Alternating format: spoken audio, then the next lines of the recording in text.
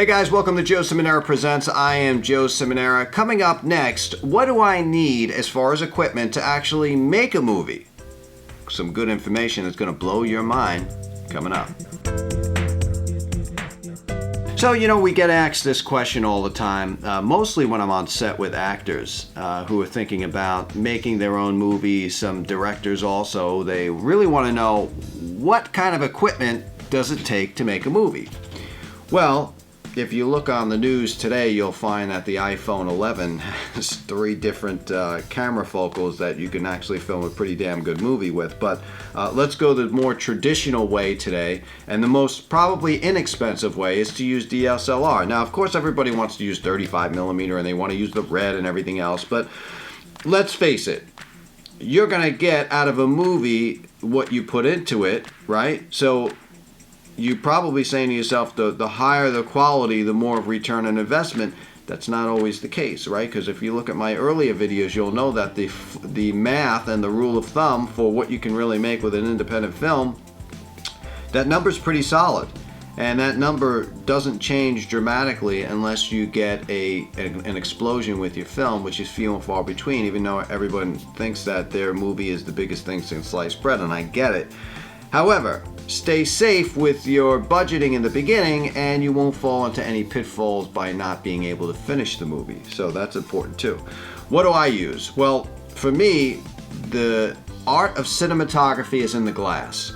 It's in the lenses, okay?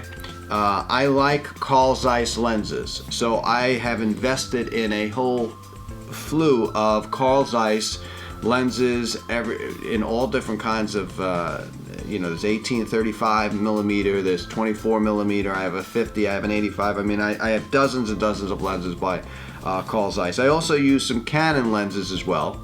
We got some, like this is a Canon lens right here. It's an EF 28-135.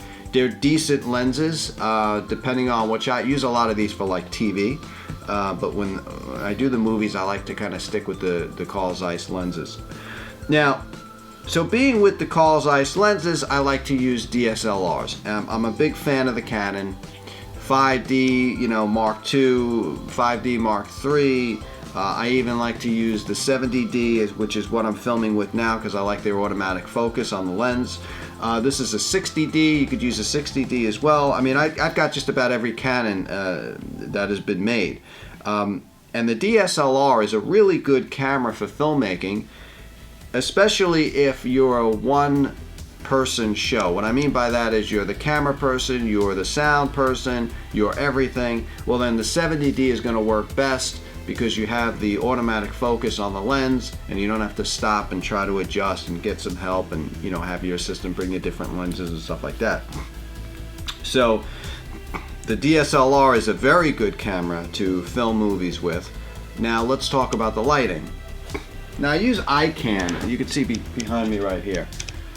There's a whole mess of different kind of lights that you can use. Again, ICANN.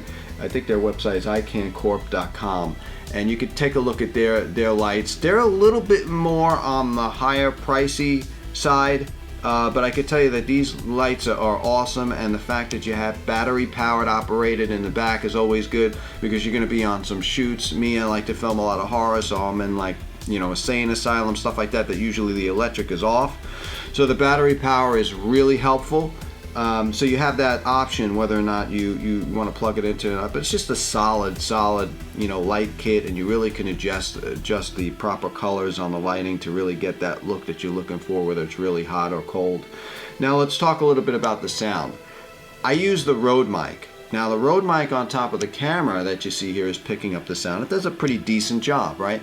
But there's also a boom attachment that you can use for that type of sound gear. Now, I like to record in a zoom on the movie set so that you can kind of control the levels and test them, and I also like my audio separate from the camera audio. That's important when you're making a movie. So, okay, I get it. If you don't have the budget, maybe you want to put the Rode mic on there and everything go to the same camera, but if something happens to the audio, it's going to be almost impossible to separate the two tracks. So try to get your sound separate from what you're doing. And you can pick up some you know, I call it a zoom, right? I mean, the zoom is like, I think it's like $400 or something like that. But there are other devices that work just like the zoom. You can call B&H up and talk to them about it. They'll guide you through it. Where there's like $199, I've even seen stuff for like $150. Do almost the same exact job as the actual the zoom. So, you know, you can get really inexpensive equipment and still come out with a really great product. And then as far as tripods, you know, they're a dime a dozen, you know, really what you need, and you have a steady hand and you're able to move the neck and everything else. So, you know, really you could put together a shoot pretty inexpensively. The DSLRs are very reliable. I always bring 2 or 3 of these on set. I've had a couple, you know, I'm talking about they're very reliable, and I did have one crap out on me on set. I had this funny dot that was going on in the center of one of the DSLR cameras, and thank God we noticed it on set really early. But that's kind of how they go out. They start off with getting a dot in them, and you know, maybe one side of the center point here off to the center is a little fuzzy. But you never know, and you get on set and you want to make sure that, you know, you're getting the proper footage that you need, so you have to be careful. So let's say you didn't have any money and you wanted to film tomorrow. Go grab a used Canon 70D, go grab a Rode mic, take a look at some iCan battery powered lights, and you know, you got your SD card, you're all set. External hard drive, you're ready to make some movies. You know, I get a lot of people that say, well, you know, I'm saving up, I'm waiting for this certain camera that I want, I'm waiting for this certain lens, or you know, this such and such company's coming out with the new amount. Forget it. You wait, you lose. Just grab a couple of camera equipment, go start doing your movie, and get into filmmaking. Just do it. Drop everything you're doing and do it now. Don't wait for this, that, the third, because technology changes faster than you're going to change underwear. Find something that you can work with that produces a good quality picture, and you, my friends, are on the way to making movies. So if you like this video, do me a favor and like, subscribe, comment, and maybe even share it, because we're giving free knowledge here that's going to help filmmakers from around the world, and we're not trying to sell you anything. Have a great day and good luck on the set.